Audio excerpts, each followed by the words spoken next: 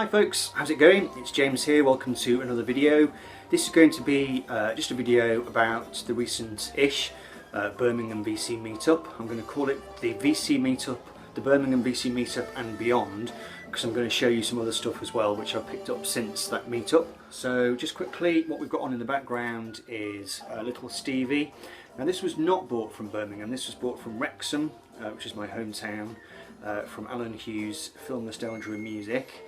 I picked it up very cheap, and when I first listened to it I was a bit disappointed because it's all instrumental cuts, and I think these are from very early in Stevie's career when he was still a child basically, and it's just you know, various tracks like this. You can hear this now, where Stevie is usually on either harmonica or bongos, and but it's actually quite good fun. I mean, it makes great background music, and yeah, at first I was a bit disappointed that it wasn't the great kind of early vocal sides, but it still put a good record, you know, jazz, R&B, so that was nice, and it's on the original Motown label. So that was purchased, I think that was after the Birmingham meetup, I think anyway. So yeah, a few of us met up in Birmingham. There was Headley, there was Steve Whitty, there was John Bellamy, there was Merely Chris, John Downing. I went down the night before the meetup and I stayed at John Downing's house. That was a great experience. John dragged me straight upstairs to his listening room, which is completely full of records, and proceeded to play me records for, I think it was 4 hours straight we listened to records in John's room, from 10 o'clock at night until about 2 in the morning. And John has some incredible records in his collection. We mainly focused, once we got the White Snake and the Magnum out of the way, we mainly focused on kind of soul and funk. And this is one of the records John played me. When I got home a couple of days later, I immediately tracked a copy down because I thought it looked really interesting. This is Bobby Womack, BW goes C and W. So this is Bobby Womack doing country and western. He made this album in 1970, possibly 1975, and it was during the period when lots of lots of American funk and soul and R&B stars were starting to turn their hands to disco, because it was the emerging sound of, you know, black popular music in America. But Bobby decided to go completely against the grain and do a country and western album instead, which didn't go down well with his record company, but he did it anyway. And John played me this. I took one look at it and thought, I have to own that record. Just what a fantastic cover. Behind Closed Doors, Tired of Living in the Country, Song of the Mockingbird, all kinds of great songs on there, done in Bobby's style, kind of country soul, I suppose you'd describe it as. Fantastic stuff. So John played me so many great soul records that night that when we went into Birmingham the next day and met the guys, I was determined to buy as much black music as I could get my hands on. We went to two shops. The first shop, and the name totally escapes me now, I'll flash it on the screen, was a very old record shop which has been in Birmingham since, I think it was there, you know, even before I was born. It was a pretty good shop, but I was a bit disappointed because it only had quite a small section of black music there. But I did dig around and I came up with one record that I was pleased to pick up, and that was Harold Melvin and the Blue Notes. This is their album Reaching for the World, which apparently this is the first album they released after the departure of their singer Teddy Pendergrass. Now the guy's name who replaced him, not somebody I'd heard of, David Ebo. And it was their fifth album, came out in 1977, it was their debut on ABC Records. Melvin and the Blue Notes specialise in a very kind of, I don't know, kind of ornate style of vocal soul music, you know, black music. It's very emotive, quite kind of smouldery and slow burning stuff, really, really, it's just very kind of almost grandiose.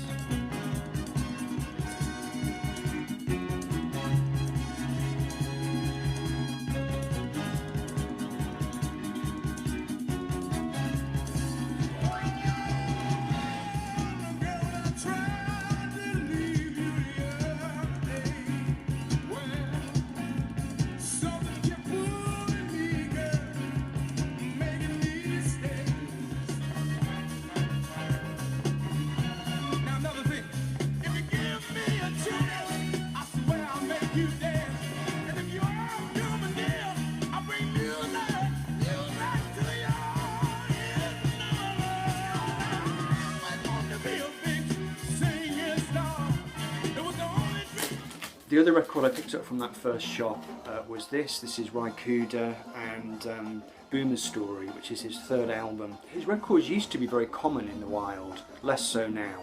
You know, I used to pick them up in Oxfam all the time. They were 2 a penny. You don't see them as much anymore.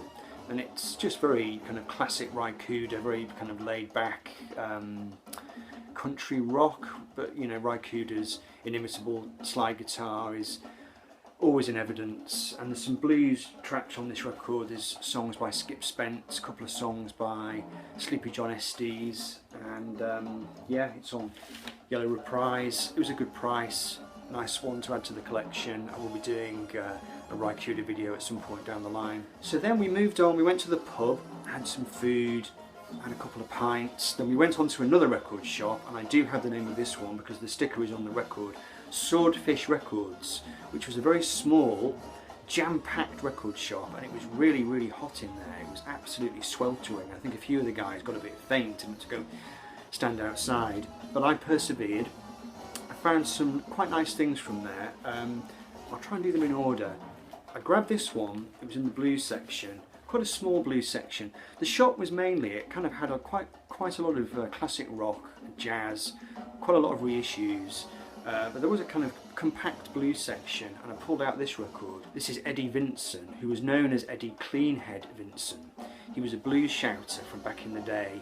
The reason he was called Eddie Cleanhead Vinson was that he used some kind of hair restoring product, and it made all his hair fall out, so he was bald. So we got the nickname Cleanhead Vinson. He was a Texas blues singer, blues shouter. He played with lots of really great people. The young John Coltrane actually played in one of his bands. This record comes from the 1970s, and it's a small band record, and it's produced by Johnny Otis, who plays keyboards and vibes on the record. And Johnny Otis's son is Shuggy Otis, the guitarist, and he actually also plays on this record. I had a kind of gut feeling it was going to be a good thing to pick up, and it is. It's really kind of gritty, really earthy sounding. Going back home, get my old gal suit. Going way back home, get my old gal suit. Shake the caviar kite, just plain old kidney stew.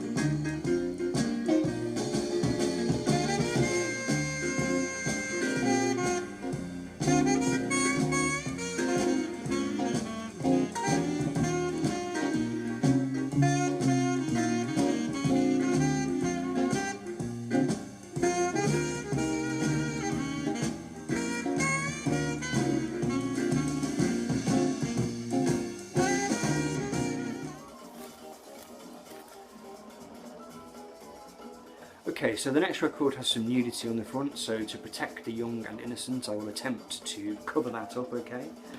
So this record is Bill Nelson, Savage Gestures for Charm's Sake, and there's Bill on the back. I've been picking up his records as and when I can. I pick up all the Bebop Deluxe records I can find. I've found a couple of other solo albums by him which I picked up, so this was an auto grab for me. Even though it turned out to be a kind of EP or some kind of mini album. So, but I don't regret picking it up because, like I said, I am now trying to collect Bill's work, and this kind of showcases his more experimental electronic side. I was reading somewhere that Bill Nelson, when he was doing Bebop Deluxe, the critics often compared his music to David Bowie. And I think Bill Nelson saw himself as being a more experimental artist, a bit less mainstream, and one of the reasons that he disbanded Bebop Deluxe was so he could go off into a more experimental direction. Now he's got a really vast back catalogue, but the few records that I've heard of his so far do suggest that he kind of went off in a more electronic direction.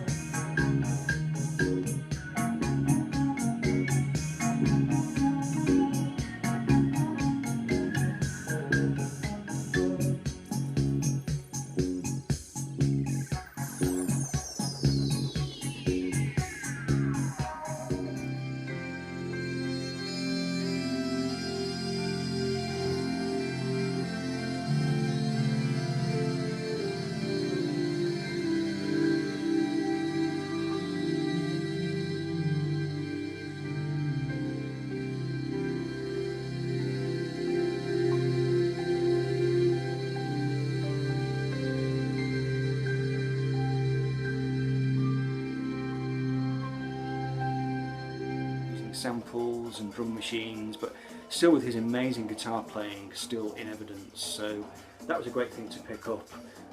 Savage gestures for charm's sake, with a bit of full-on frontal nudity, and that's Bill Nelson.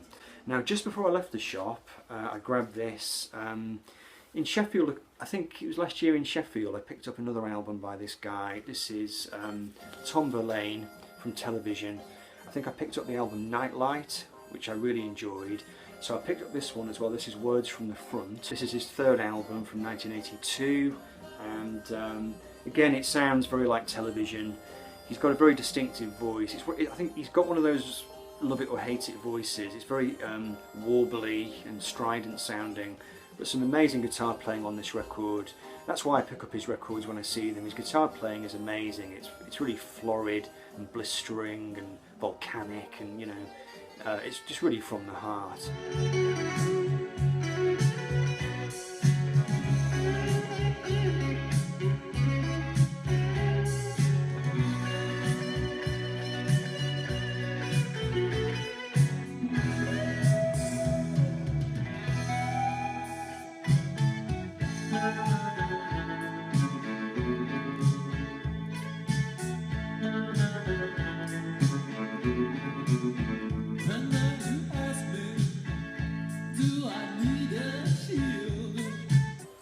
Then before we disbanded for the day, we went off to another pub, and John Bellamy gave me a couple of, well actually three records.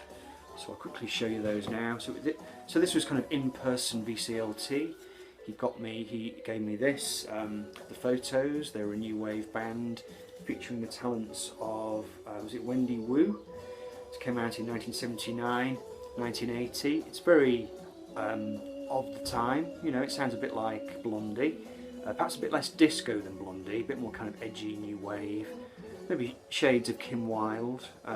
It's a good record, it's very sing-along and just has that great kind of bright power pop energy to it.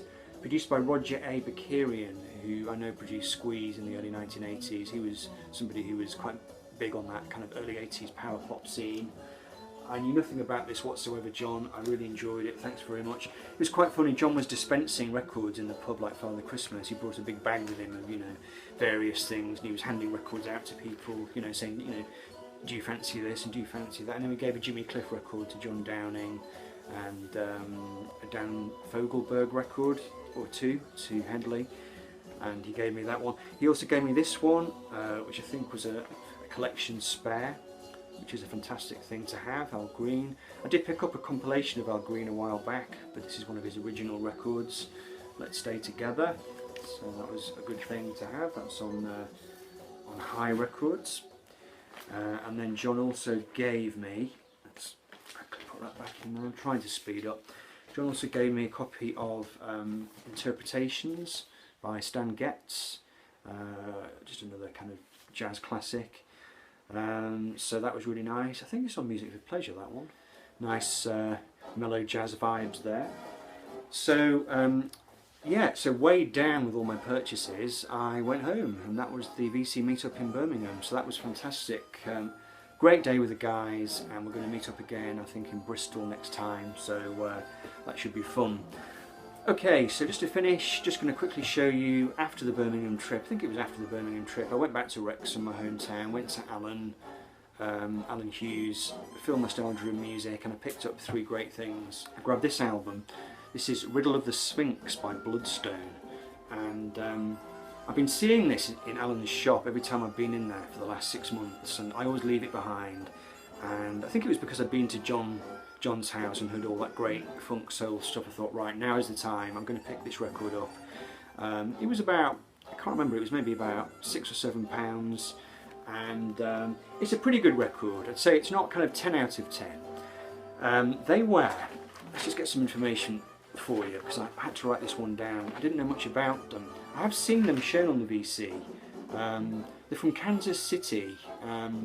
They started out in LA, but they moved to London, and they worked, they got a deal with Decca, and they were produced by Mike Vernon. Now Mike Vernon, he's more known for kind of white blues and rock music. He produced the Beano album, I think, with Eric Clapton and John Mayall. He went on to produce David Bowie, you know, all sorts of legendary people. And this record is, I don't know, it's not quite as funky as I thought it would be. Maybe it's the drumming, or there's something about it. It sort of misses that real kind of low down, dirty George Clinton kind of vibe. It's a bit, it kind of edges into pop music. So the cover maybe leads you to believe it's going to be one thing.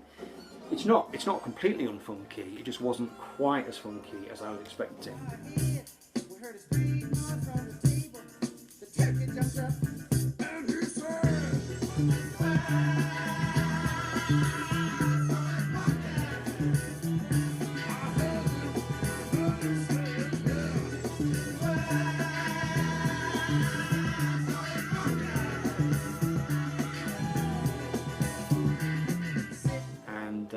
You know, it's a nice original Decca, or blue Decca. I hope I've not damned it with faint praise. It is a good record. Like I said, it's just not quite as piece de resistance I was hoping it was going to be. Also grabbed this, which I thought was maybe an original album. I think it is actually a compilation, but this is Behind a Painted Smile by the Isley Brothers. This is their kind of early 1960s stuff on Motown, rather than their kind of later 1970s phase, which I do absolutely love. But I love the Isleys' early Motown stuff as well. So it's got, you know, Behind a Painted Smile on it. It's got, you know, songs like Holland Dozier Holland and Whitfield Strong on there. So it's all good stuff. It's all good Motown classics. And then the final record I grabbed from Alun Hughes was another blues one, and I was really pleased to pick this up. This is Freddie King, and this is a 1985 compilation, Taking Care of Business. I had nothing by Freddie in my collection at all. Hugely influential guitarist. I think he was from Texas originally, but he moved to Chicago when he was quite young, and I think he ended up, you know, mixing with all the great Chicago guys, you know, Howlin' Wolf and Muddy Waters and so on. He was a big influence on Eric Clapton, and this is a great record as well. Again, I'll try and do a needle drop for you.